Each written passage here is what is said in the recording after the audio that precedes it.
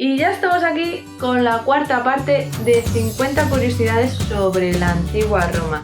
Si todavía no habéis visto las demás, pues os invito a que visitéis mi canal y suscribiros. En Pompeya, la mayoría de las casas que nos encontramos eran de gente adinerada. La gente humilde vivía de alquiler en casas conocidas como ínsulas, que serían lo más similar a nuestros bloques de pisos. Este tipo de viviendas eran de carácter urbano y comercial, destinadas a la cohabitación de varias familias. Se hacían rápido y con materiales de poca calidad. Algunas llegaron a tener hasta 9 pisos, pero en época de Augusto se limitó la altura para evitar posibles derrumbes. Nosotros vivimos en una ciudad sostenida en gran parte por puntales esmirriados, pues es así como el casero previene un hundimiento. Cuando ha tapado la rima de una grieta antigua dice: podéis dormir tranquilos. Y el derrumbe está encima. Es un piso que tiene de todo. Su baño con pestillo, muy luminoso. Y tú me dirás, hombre, es un poco caro para lo que es. Pues no, porque es lo que la gente llama un loft. ¿Tú has visto? Sí, esto es un zulo, vamos. Los pisos superiores eran los más pequeños y de peor calidad, pero más baratos. No solían tener agua corriente y a menudo se incendiaban por el uso de hornillos, lucernas o velas. Por desgracia, no nos han llegado casi ejemplares de este tipo de viviendas, ya que los materiales eran de muy mala calidad y no han podido resistir el paso del tiempo. En la ciudad de Ostia se conservan algunos ejemplares, pero se tratarían de lujosos apartamentos. La Spintria es una moneda romana rara que recoge un Kama Sutra propio de la época. En una cara de la moneda se presenta una postura sexual y en la otra un número.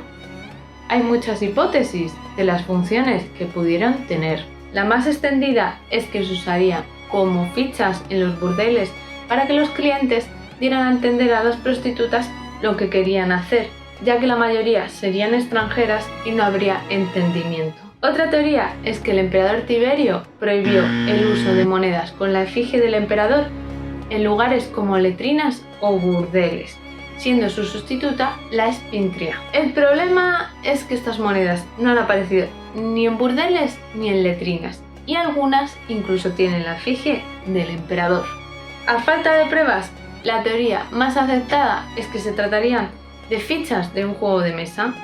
También se ha pensado que pudieron ser regalos de parte del emperador que se lanzaría en los espectáculos para contentar a la plebe o se regalarían a las legiones, ya que sería un objeto pornográfico muy apreciado para la época. Los nombres de los meses del año son de origen romano.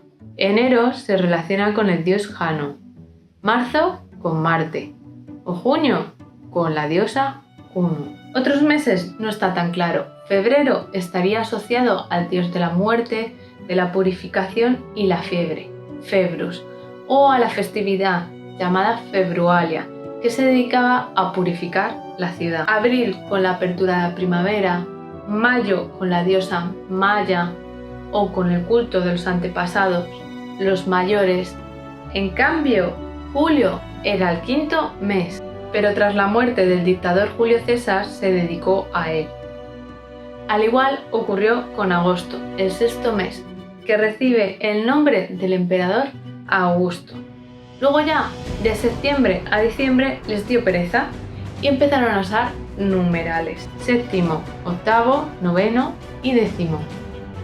Pero no cuadran con nuestro orden. En los primeros tiempos de Roma, el calendario comenzaba en marzo, época en la que se iniciaban las campañas militares. El calendario al principio solo tenía 10 meses, luego se añadieron enero y febrero, modificándose el inicio del año. Al final, el calendario romano ha trascendido a lo largo del tiempo, con pequeñas variaciones, pero convirtiéndose en un sistema universal.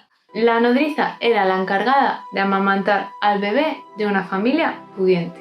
Podía ser por diferentes causas: motivos estéticos, la frágil salud de la madre, la muerte de la madre en el parto o la búsqueda de un nuevo embarazo, ya que la mujer durante el periodo de lactancia no ovula.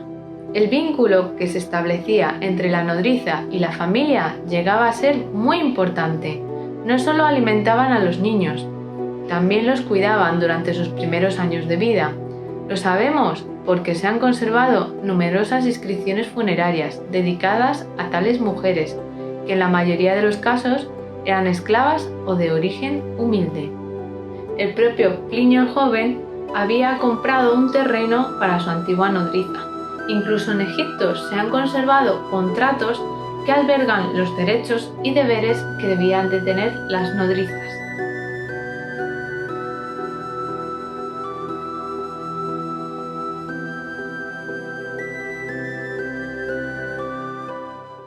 Esta decoración vegetal, combinada con animales, jarrones y figuras humanas, es propia del Renacimiento y se conoce como grutescos. ¿Pero de dónde viene ese nombre? Pues de la palabra gruta, que hace referencia a las grutas que se descubrieron con pinturas en el siglo XV en Roma. En realidad, las supuestas grutas eran la Domus Aurea, el palacio del emperador Nerón, que se encuentra cerca del Coliseo. Cuando se terminó de construir la Domus Aurea, Nerón dijo: bien, ahora por fin puedo empezar a vivir como un ser humano. ¿Verdad que es ingenioso lo que he dicho? Entre los dioses tu humor es único. Tras la caída de Nerón, el palacio fue considerado un símbolo de la degradación del poder y muchas de sus estancias fueron destruidas y sepultadas, y encima se construyeron otros edificios. Los hombres del Renacimiento se encontraron esas habitaciones intactas, gracias a que habían sido sepultadas, y sus pinturas fueron la inspiración de talleres como el de Rafael Sanzio. A día de hoy se siguen descubriendo salas de la Domus Aurea y se trabaja en su restauración para que siga siendo visitable. Dentro de la legión, el aquilifer era el encargado de portar el águila del estandarte de la legión. Era un cargo de mucho prestigio y muy bien pagado. Conocemos algunas inscripciones funerarias en las que el difunto hace gala de ese honor. El aquilifer tenía que proteger con su vida el estandarte de la legión. Si se perdía el estandarte en plena batalla, era un deshonor. De hecho, se hacían hasta expediciones para recuperar las águilas perdidas. Algunos de esos casos se produjeron en Oriente, primero con Craso y luego con Marco Antonio, en la lucha contra los partos. El emperador Augusto consiguió que los partos devolvieran las águilas y las depositó en el templo de Marte Vengador del Foro de Roma y se apuntó al tanto, haciendo su correspondiente propaganda. También Augusto perdió 3 de sus legiones y sus respectivas águilas contra los germanos en la batalla de Teutoburgo. ¡Esos bárbaros tienen mis águilas! ¡Quintilio Varo! ¿Dónde están mis águilas? Aunque después fueron recuperadas, destacando la expedición de castigo al mando de Germánico. Ahí le vemos celebrando la victoria y la recuperación de las águilas. Hoy en día tenemos papel para aburrir y escribir lo que queramos sin ningún problema. Pero en época romana el soporte era el papiro, un material caro de fabricar. En su día a día, si un romano quería escribir algo, prefería reutilizar restos de cerámica o de madera. Pero lo más cómodo eran las tablillas de cera, usadas para documentos administrativos, cartas o aprender a escribir. Era una superficie de madera con una capa de cera que permitía escribir en ella con un punzón. Y lo más importante, borrar la superficie y volverla a usar. En Pompeya, Egipto y Vindolanda se han encontrado algunas tablillas que conservaban documentos administrativos o prácticas de escritura, ya que era una herramienta perfecta para que los niños aprendieran a escribir. En el año 338 a.C., Cayo Menio derrotó a los Boscos, un pueblo de Italia, en una batalla naval y se llevó como trofeo los espolones de los barcos para decorar el muro de la tribuna del orador de Roma. esto pasó a ser una costumbre. Según se ganaban batallas, nuevos espolones eran colocados en la tribuna del orador, que se comenzó a conocer por su decoración como los rostra. El rostrum o espolón era una pieza metálica colocada en la proa del barco, que en las batallas se usaba para embestir a las naves enemigas. Los rostra eran un lugar muy importante para lanzar mensajes al pueblo. Nuestro noble triunvirato anuncia la inmediata partida de la ciudad de su señoría Marco Antonio.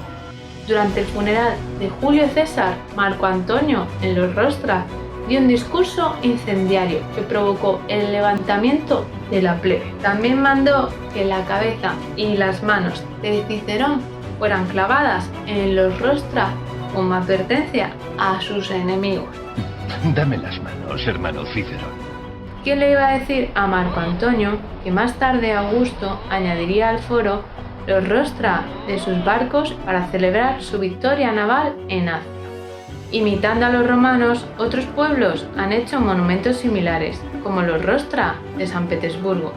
Los romanos, como cualquier otro pueblo de antigüedad, eran muy supersticiosos y acudían a todo tipo de métodos para ganarse el favor de los dioses o adivinar su destino, como la observación del vuelo de las aves o la caída de los rayos. El examen de las vísceras de los animales era otro método, ya que en los órganos se reproducía el orden del universo. ¿Qué dice?